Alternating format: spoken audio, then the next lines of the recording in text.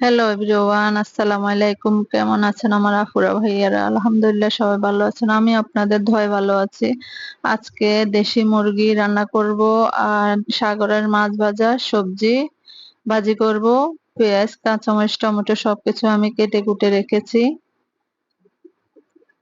এগুলা কেটে কুটে রাখলে রান্নার সময় খুবই সহজে রান্না করা যায়।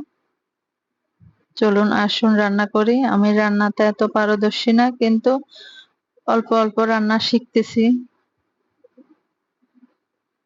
আপনাদের কাছ থেকে, কিভাবে কিভাবে রাঁধতে হয়।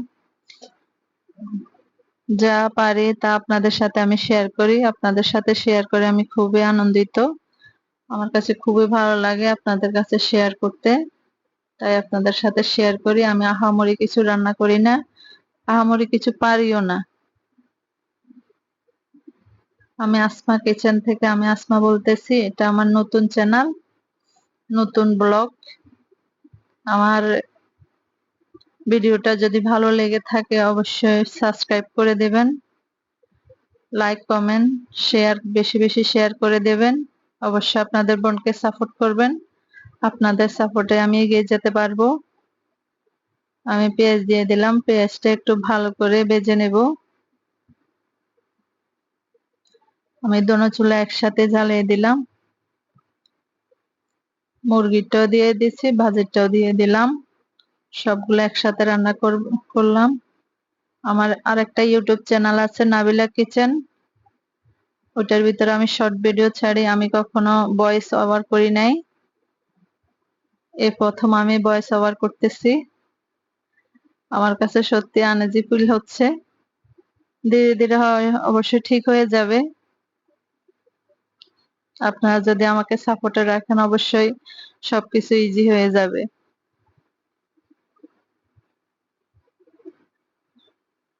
হলুদ, প্রথমে লবণ দিলাম, হলুদ, তারপর একটু মশলা দেব। বাজি বাজি করাটা অবশ্য অনেক সহজ, শিখানোর কিছু নাই।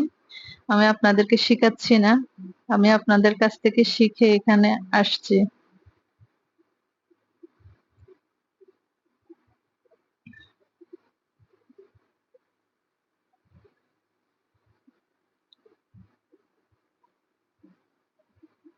আমার ভিডিওটা কেমন লেগেছে অবশ্যই কমেন্টে জানাবেন।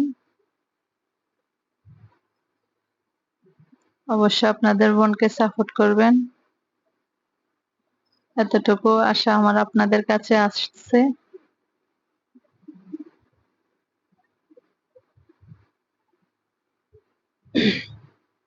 এই সবজিটা এখন দিয়ে দেব।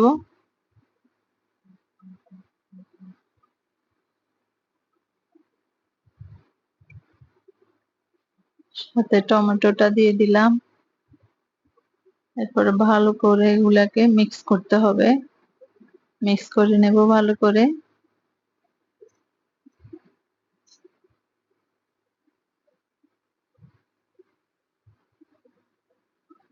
চ্যানেলটা আমি খুব শখ করে খুলেছি, ইনশাল্লাহ আল্লাহ আমার আশা পূরণ করবে আপনাদের সাপোর্টে, আল্লাহর রহমতে।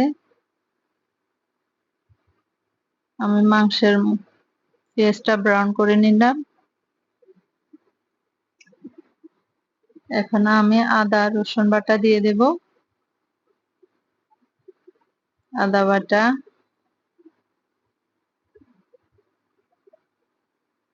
রসুন বাটা। আমরা মশলা একটু কম খাই, কেউ আবার বেশি খায়, ঝাল বেশি খায়, মশলা বেশি খায়। আমরা একটু কম খাই, আমার বাচ্চারাও কম খায়, আমিও মশলা একটু কম খাই। কম খাওয়া অবশ্যই ভালো শরীরের জন্য। আমরা যত কম কম মশলা দিয়ে রান্না বান্না করে খাবো তত আমাদের শরীরের জন্য বেটার। এখন তো মানুষের শরীরে অধিকাংশ রোগ লেগেই থাকে। এখানে আমি হলুদ, ম- মশলা, তারপরে যে গরম মশলা, হালকা মরিচের অল্প 4টা মরিচের গুঁড়া দিয়েছি, তারপরে যে লং, এলাচি, দারচিনি, লবণ দিয়ে দিলাম সবগুলো একসাথে।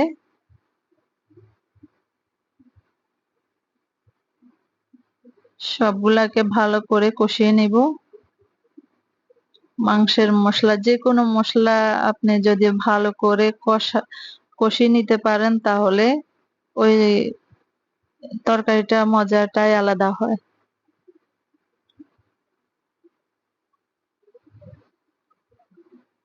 আমি মশলাগুলা তেল উঠে আসা পর্যন্ত আমি এগুলাকে কষাতে থাকবো। আসুন চলুন দেখি, আমার ভাজিটা অলমোস্ট হয়ে গেছে। আর 4-5 মিনিট হলেই হয়ে যাবে। দেখুন আমার মুরগির মশলার এই কষানো হয়ে গেছে, তেল উঠে আসছে। এখন আমি চিকেনটা দিয়ে দেব। দেশি মুরগির ভিতরে তেমন কিছুই থাকে না, একদম কম মাংস থাকে। রমজানে বাড়ি গিয়েছিলাম তখন আম্মু মুরগিটা দিয়েছিল বাচ্চাদের জন্য। উনি নাতনিদের অনেক ভালোবাসে, তাই কোথায় কি আছে এগুলা খুঁজে খুঁজে বের করে নাতনিদের জন্য দেয়।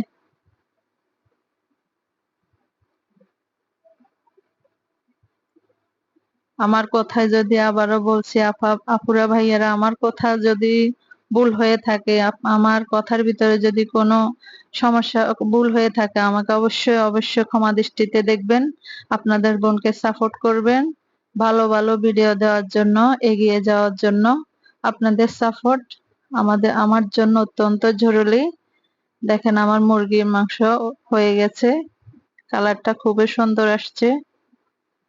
আমার জন্য দোয়া করবেন, আমার বাচ্চাদের জন্য দোয়া করবেন, ইনশাল্লাহ আমি যেন এগিয়ে যেতে পারি।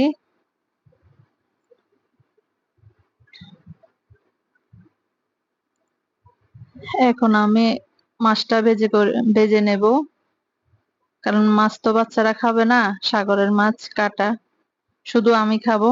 এই জন্য অল্প করে ভেজে নেব মাছটা।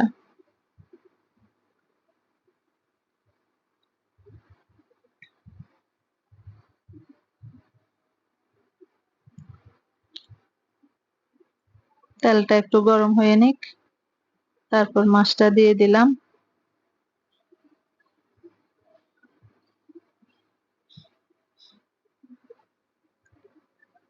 এর ফাঁকে আবার আমার বাচ্চাদেরকে স্কুল থেকে আনা হয়েছে অফ ক্যামেরা।